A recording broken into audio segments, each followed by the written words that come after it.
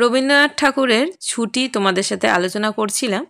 একটুখানি বাকি আছে, যেটা বাকি আছে সেটা আমি পার্ট 3 করে তোমাদের সাথে পুরোটা আলোচনা করে দিচ্ছি। ভিডিওটাকে কেউ স্কিপ না করে পুরো দেখতে থাকো। পরদিন প্রাতকালে ফটিককে আর দেখা গেল না। চতুর্দিকে প্রতিবেশীদের ঘরে খোঁজ করিয়া তাহার কোনো সন্ধান পাওয়া গেল না। সেদিন আবার রাত্রি হইতে মুষলধারে শ্রাবণের বৃষ্টি পড়িতেছে, সুতরাং আবার খোঁজ করিতে লোকজনকে অনর্থক অনেক ভিজিতে হইল। অবশেষে কোথাও না পাইয়া বিশ্বম্বরবাবু পুলিশে খবর দিলেন।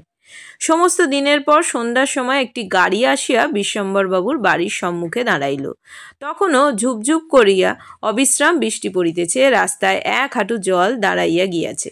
দুইজন পুলিশের লোক গাড়ি হইতে ফটিককে ধরাধরি করিয়া নামাইয়া বিশ্বম্বরবাবুর নিকট উপস্থিত করিল। তাহার আপাদমস্তক ভিজা, সর্বাঙ্গে কাদা, মুখ চক্ষু লোহিত বর্ণ, থরথর করিয়া কাঁপিতেছে।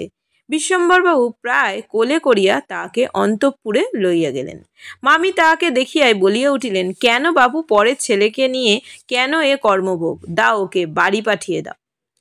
বাস্তবিক সমস্ত দিন দুশ্চিন্তায় তাহার ভালোরূপ আহার্দি হয় নাই এবং নিজের ছেলেদের সহিত না হোক অনেক খিটখিট করিয়াছেন।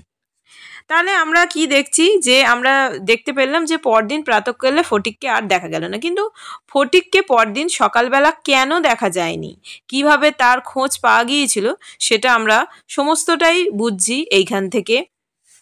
পরে পড়লে আরও এক্সপ্লেন করলে বোঝা যাবে। এখানটা একটুখানি আলোচনা করে দিই, তাহলে পুরো ব্যাপারটা ক্লিয়ার হয়ে যাবে। এখানে আমরা দেখেছি যে ফটিকের মামা বিশ্বম্বরবাবু যেদিন প্রথম ফটিককে কলকাতায় তার বাড়িতে নিয়ে আসে, সেদিন থেকে কিন্তু ফটিকের মামির মধ্যে ফটিকের প্রতি একটা আমরা বিরূপতা দেখতে পাই। স্বামীর কাণ্ডজ্ঞান নিয়েই তার মনে প্রশ্ন তৈরি হয়। ফটিক বুঝতে পারত যে মামির চোখে সে একটা দুর্গহের মতো, মানে তার কোনো কাজই, ফটিকের কোনো কাজই কিন্তু মামি ঠিক মতো দেখতেন না। ফটিক কোনো কাজ যদি উৎসাহ নিয়ে করে ফেলতো, তাকে তখনও কিন্তু তিরস্কার শুনতে হতো, তিরস্কার করতেন মামি, নিজের কাজে মন দিতে বলতেন। ফটিক বই হারিয়ে ফেললে তিনি রীতিমতো বিব্রত হন এবং ফটিককে তিরস্কার করে বলেন যে মাসের মধ্যে 5 বার তিনি বই কিনে দিতে পারবেন না। ফটিকের আচরণ ফটিকের মামির আচরণ ফটিককে শুধু হীনতা এবং দৈন্য অবসন্ন করে তুলেছিল। মানে আমরা যেমন ধরো এইরকম ব্যবহার পেলে যে ডিপ্রেশন বলি, আমরা ডিপ্রেশনে চলে যাই, তারও কিন্তু সেই রকমই হচ্ছিল। সে কোথাও খাপ খাওয়াতে পারছে না।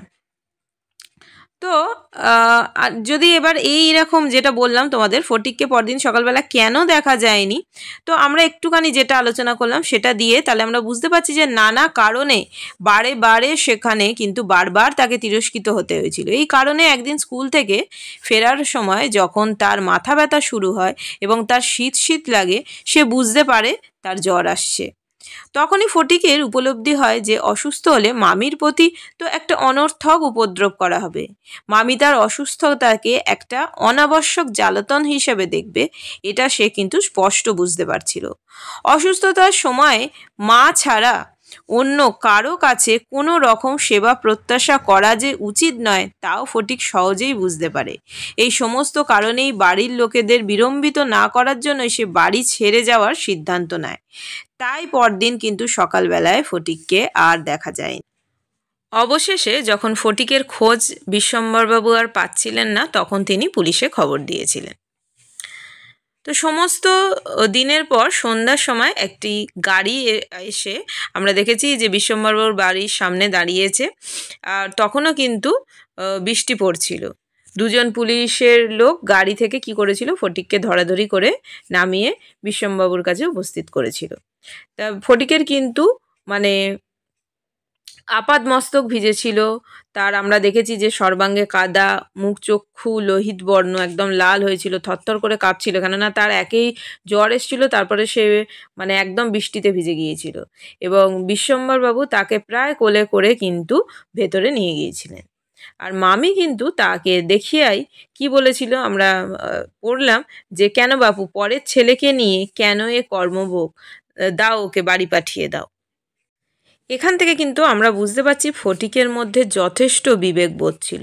ফটিককে নির্বোধ ও অমনোযোগী হিসেবে ভাবা হলেও তাকে আমরা পড়েছি যে স্কুলের টিচার তাকে এরকম ভাবছিলেন কিন্তু স্কুলে বই হারিয়ে ফেলার পর যখন মামি তাকে তিরস্কার করে তখন কিন্তু পরের পয়সা নষ্ট করছে এই ভেবে ফটিকের মধ্যে একটা কিন্তু হীনতা ও দৈন্যর অনুভব করে তাকে মাটির সঙ্গে মিশিয়ে দেয়। বিবেকবোধ আছে বলেই বিবেকবোধ থেকেই কিন্তু এই অসুস্থ ফটিক মামির কাছে অনাবশ্যক জ্বালাতন হতে চায় না বলে কাউকে না জানিয়ে সে কিন্তু বাড়ি থেকে চলে গিয়েছিল। তো ফটিক চরিত্রের মধ্যে কিন্তু আমরা খুব সুন্দরভাবে এগুলো দেখতে পাই। রবীন্দ্রনাথ ঠাকুর এই গল্পের মধ্যে কিন্তু খুব সুন্দরভাবে এগুলোকে কিন্তু ফুটিয়ে তুলেছেন। তো তারপরে চলো এরপর কি আছে আমরা দেখে নিই। ভিডিওটা ভালো লাগলে অবশ্যই লাইক করো, কমেন্ট করো আর বন্ধুদের সাথে কিন্তু শেয়ার করো। তো দেখো তারপরে কি লেখা আছে। ফটিক কাঁদিয়া উঠিয়া কহিল, আমি মার কাছে যাচ্ছিলুম, আমাকে ফিরিয়ে এনেছে। বালকের জ্বর অত্যন্ত বাড়িয়া উঠিল, সমস্ত রাত্রি প্রলাপ বকিতে লাগিল। বিশ্বম্বরবাবু চিকিৎসক লইয়া আসিলেন। ফটিক তাহার রক্তবর্ণ চক্ষু একবার উন্মিলিত করিয়া কড়িকাঠের দিকে হতবুদ্ধিভাবে তাকাইয়া কহিল, মামা, আমার ছুটি হয়েছে কি? বিশ্বম্বরবাবু রুমালে চোখ মুছিয়া সস্নেহে ফটিকের শীর্ণ তপ্ত হাতখানি হাতের উপর তুলিয়া লইল, তাহার কাছে আসিয়া বসিলেন। ফটিক আবার বিড়বিড় করিয়া বকিতে লাগিল, বলিল, মা, আমাকে মারিস নে মা, সত্যি বলছি আমি কোনো দোষ করিনি। পরদিন দিনের বেলা কিছুক্ষণের জন্য সচেতন হইয়া ফটিক কাহার প্রত্যাশায় ফ্যালফ্যাল করিয়া ঘরের চারিদিকে চাহিল। নিরাশ হইয়া আবার নীরবে দেয়ালের দিকে মুখ করিয়া পাশ ফিরিয়া শুইল। বিশ্বম্বরবাবু তাহার মনের ভাব বুঝিয়া তাহার কানের কাছে মুখ নত করিয়া মৃদু স্বরে কহিলেন, ফটিক, তোর মাকে আনতে পাঠিয়েছি। তাহার পরদিন কাটিয়া গেল। ডাক্তার চিন্তিত বিমূর্ষ মুখে জানাইলেন, অবস্থা বড়ই খারাপ। তাহলে আমাদের কিন্তু এখানে বুঝতে অসুবিধা হয় না। তার প্রতীক্ষাটা ছিল, সে খুঁজছিল, তার চোখ খুঁজছিল কাকে? তার মাকে। ফটিক মনের আনন্দে কলকাতায় মামার বাড়িতে এলেও এবং তার মা তাকে বিদায় দিতে আপত্তি না করলেও কলকাতার অবস্থানকালে মার সঙ্গে বিচ্ছেদে সে কিন্তু কাতর হয়ে পড়ে। অব্যক্ত কান্না সেই লজ্জিত, শঙ্কিত, শীর্ণ, দীর্ঘ, অসুন্দর বালকের মনকে কেবলই আলোড়িত করত। অসুস্থ হওয়ার পরে মায়ের সেবাই ফটিকের কাছে একমাত্র কাঙ্ক্ষিত মনে হয়। মার কাছে যাওয়ার জন্য সে কাউকে না বলে কিন্তু মামার বাড়ি থেকে বেরিয়ে যায়। ফটিক শুধু চাইছিল তার মাকে দেখার জন্য, তার মার কাছে যাওয়ার জন্য সে কিন্তু ব্যাকুল হয়ে পড়েছিল। তো তার মামা সেই জন্য কিন্তু তার মাকে খবর পাঠিয়েছিলেন। বিশ্বম্বরবাবু স্থিমিত প্রদীপে রোগশয্যায় বসিয়া প্রতি মুহূর্তেই ফটিকের মাতার জন্য প্রতীক্ষা করতে লাগলেন। ফটিক খালাসিদের মতো সুর করিয়া বলিতে লাগিল, এক বাও মেলে না, দো বাও মেলে না। তো দেখো এখানে আমরা এটার উল্লেখ করব, এটা বলবো, তারপরে একটুখানি আমি পড়ে দিই। কলিকাতায় আসিবার সময় কতকটা রাস্তা স্টিমারে আসিতে হইয়াছিল।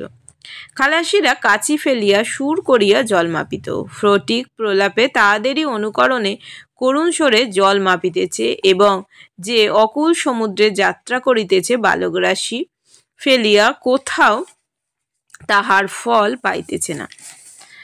তাহলে দেখো আমরা দেখতে পাচ্ছি যে প্রকৃতির উদার অসীমতায় মুক্তি লাভের ইচ্ছায় কাতর এক গৃহবন্দী বালকের অসনায় বেদনা ছুটি গল্পে রূপ নিয়েছে। সেটা কে ছিল? সেটা হচ্ছে ফটিক, এই গল্পের প্রধান চরিত্র। এই গল্পের শেষ হয়েছে আমরা দেখব শহরের কৃত্রিম অমানবিক পরিবেশে ফটিকের করুণ একটা পরিণতিতে। এই যে সাদামাটা যে গল্পটি আমাদের কাছে যেন একটা রসোত্তীর্ণ হয়েছে এক জীবন বোধের আবেদনে। ছুটি কিন্তু নিছক এক শহরের পিঞ্জরে আবদ্ধ গ্রাম্য বালককে কিন্তু মৃত্যুর বেদনাময় কাহিনী নয়। গল্পটি আমরা দেখতে পেয়েছি যে এই যে এখানে আমরা এগুলো পড়লাম, সেটাই আমরা দেখতে পেয়েছি যে জল মাপার জন্য এক বাও মেলে না, দো বাও মেলে না, স্টিমারের খালাসিদের এই রাশি ফেলার চিত্রকল্পের মাধ্যমে ফটিকের চেতনার অতলে এই অভিজ্ঞতার চিত্রকল্প নিহিত ছিল। মৃত্যুর মুহূর্তে সেই ছবি যেন ভেসে উঠেছে তার অবচেতন মনে। বালক ফটিকের মৃত্যু যেন একটি সাংকেতিক চিত্রকল্পের অন্তহীন ব্যঞ্জনা আনে, যে অকুল সমুদ্র যাত্রা করিতেছে বালকরাশি ফেলিয়াও কোথাও তাহার তল পাইতেছে না। এই সুদূর অকুল সমুদ্রের বিশাল চিত্রপট আমাদের হৃদয়ে ক্রমশ ছড়িয়ে যেতে থাকে, যেন সেই নান্দনিক ইঙ্গিতই নিহিত আছে এই যে ছুটি গল্প, এর গূঢ় রহস্য। তো দেখো, এখানটা পড়লামই, বললাম যে এই যে অকুল সমুদ্রে যাত্রা করিতেছে বালক রাশি ফেলিয়া, কোথাও তাহার তল পাইতেছে না। এখানে তো আমরা বুঝতে পারছি এখানে বালক বলতে ফটিককে বোঝানো হয়েছে। আর অকুল সমুদ্র বলতে এখানে কি বোঝানো হচ্ছে? সত্যি কি সমুদ্রে তল পাওয়া যায় না? এখানে কি বোঝাচ্ছে দেখো, এই অকুল সমুদ্র বলতে কিন্তু মৃত্যু পারাবারের জগৎকে বুঝিয়েছে। মৃত্যু লোকের যে অন্ধকার দেশ থাকে কুল কিনারাহীন সমুদ্রের সঙ্গে কিন্তু তুলনা করা হয়েছে। ফটিক তার মামার সঙ্গে কলকাতার আসার সময় দেখেছিল স্টিমারের খালাসিরা রাশি ফেলে এক বাও মেলে না, দো বাও মেলে না, বলে সুর করে জল মাপে। ফটিকের চেতনার অতলে এই অভিজ্ঞতা লব্ধ চিত্রকল্প নিহিত ছিল। মৃত্যুর মুহূর্তে সেই ছবি ভেসে উঠেছে তার অবচেতনার দর্পণে। বাস্তবে কোনো নদী বা সমুদ্রের তল খুঁজে পাওয়া গেলেও ফটিক যে অকুল অজানা মৃত্যুলোকের সমুদ্রে যাত্রা করেছিল, তাতে শত চেষ্টা করেও তল পাওয়া যায় না। এমন সময় ফটিকের মাতা ঝড়ের মতো ঘরে প্রবেশ করিয়াই উচ্চ কলরবে শোক করিতে লাগিলেন। বিশ্বম্বর বহু কষ্টে তাহার শোকোচ্ছ্বাস নিবৃত্ত করিলে। তিনি শয্যার উপর আচার খাইয়া পড়িয়া উচ্চস্বরে ডাকিলেন, ফটিক সোনা, মানিক আমার। ফটিক যেন অতি সহজেই তাহার উত্তর দিয়া কহিল, হ্যাঁ। মা আবার ডাকিলেন, ওরে ফটিক, বাবা ধন আমার। ফটিক আস্তে আস্তে পাশ ফিরিয়া কাউকে লক্ষ্য না করিয়া মৃদু স্বরে কহিল, মা, এখন আমার ছুটি হয়েছে মা, এখন আমি বাড়ি যাচ্ছি। তাহলে এখানে আমরা বুঝতে পারছি, দেখো, এই যে প্রকৃতির কোল থেকে বিচ্যুত কলকাতা শহরের লোহার কারাগারে অমানবিক পরিবেশে ফটিকের মতো নিষ্পাপ ফুল অকালে ঝরে যায়। ফটিকের অবচেতন মন বারবার ফিরে যেতে চেয়েছিল তার গ্রামের বাড়িতে, তার মায়ের কাছে। তার এই মৃত্যুর দ্বারপ্রান্তে এসে যে প্রলাপ বকে মাকে জানিয়েছে সে বাড়ি যাচ্ছে। কিন্তু এই বাড়ি মর্ত জগতের কোনো বাড়ি নয়, এই বাড়ি হচ্ছে মুক্ত আত্মার চির আনন্দস্থল, অর্থাৎ মৃত্যুলোক বা পরলোক। তাহলে আমরা এখানে প্রকৃতির সঙ্গে ফটিকের কিন্তু একটা বন্ধন আমরা কিন্তু এখানে দেখতে পাই। তো যাই হোক, আমরা দেখলাম যে আমাদের কিন্তু শেষটা খুবই একটা করুণ একটা পরিণতি দিয়ে শেষ হয়েছে। গ্রাম বাংলার উদার আকাশের নিচে পথে প্রান্তরে নদীর ঘাটে ছুটে আনন্দে যে একটা চঞ্চল যে ছেলেদের সঙ্গে নিয়ে সারাদিন ছুটে বেড়ানো ছিল ফটিকের কাজ। কখনো তাইরে নাইরে নাইরে না স্বরচিত গান গেয়ে মাঠে মাঠে ঘুরে বেড়ানো, কখনো ঢাউস গুড়ি নিয়ে ওড়ানো, যখন তখন ঝাঁপ দিয়ে নদীতে সাঁতার কাটা, এইসবই ছিল ফটিকের প্রতিদিন খেলাধুলার অঙ্গ। কিন্তু আমরা কি দেখেছি যে সেটা কিন্তু পরে গিয়ে ফটিক কি হয়েছে, একদম শান্ত, একটা অন্যরকম কিন্তু সে তার গিয়ে কিন্তু একটা পরিণতি হচ্ছে, সে অন্যরকম হয়ে গেছে। নিয়মমাফিক পড়াশোনা বা সাংসারিক কাজে তার কোনোদিনই মন ছিল না। ফটিক ছিল বনের মুক্ত পাখি, তার প্রকৃতি ছিল তার কিন্তু স্বাচ্ছন্দ্য, স্বাধীন চরাচর তার একটা ক্ষেত্র ছিল। অনন্ত উদার নীল আকাশে আপন মনে উড়ে বেড়ানো আর গান গাওয়াতেই ছিল কিন্তু তার প্রাণের মুক্তি, আত্মার আনন্দ। তাই গ্রাম্য প্রকৃতি থেকে বিচ্ছিন্ন হয়ে ফটিক কলকাতার শহরে ইট কাঠ পাথরের কারাগারে বন্দী হয়ে বাঁচল না। এই প্রসঙ্গে কিন্তু আমরা বলতে পারি যে এখানে কিন্তু যদি ফটিক হয়তো তার মামার বাড়িতে একটু ঠিক মতো ব্যবহার পেত, তাহলে হয়তো তার পরিণতিটা এরকম হতো না, কিন্তু সেটা সে পায়নি। তো যাই হোক, ফটিক অন্তরঙ্গ তাৎপর্যে গ্রামীণ প্রকৃতির সন্তান, কলকাতা তার পক্ষে প্রবাস জীবন। তাই গ্রামে ফিরতে সে ব্যাকুল। তার নিজের মা এবং প্রকৃতি মা এখানে অভিন্ন, মাই তার কাছে প্রকৃতির প্রতীক। তাই বধূ কবিতার মতোই কিন্তু প্রকৃতিহীন জীবন থেকে যদি প্রকৃতির বুকে ফিরে যেতে নাই পারে, তবে মৃত্যুই সেহ। তো যাই হোক, আমরা দেখতে পারলাম যে ফটিক চরিত্রটাকেও রবীন্দ্রনাথ এখানে খুব সুন্দরভাবে কিন্তু ফুটিয়ে তুলেছেন। ফটিকের একটা বাজে একটা পরিণতি আমরা দেখতে পাই। তার ছুটি হয়েছে সব কিছু থেকে, সে শুধু ছুটি নিয়ে তার ছুটি সব কিছু আমরা দেখতে পারি যে সব দিক থেকে কিন্তু তার কিন্তু ছুটি হয়ে গেছে। তো যাই হোক, ভিডিওটা ভালো লাগলে অবশ্যই জানিও যে কীরকম লাগলো। Thanks for watching. সবাই খুব ভালো থেকো, সুস্থ থেকো। টাটা।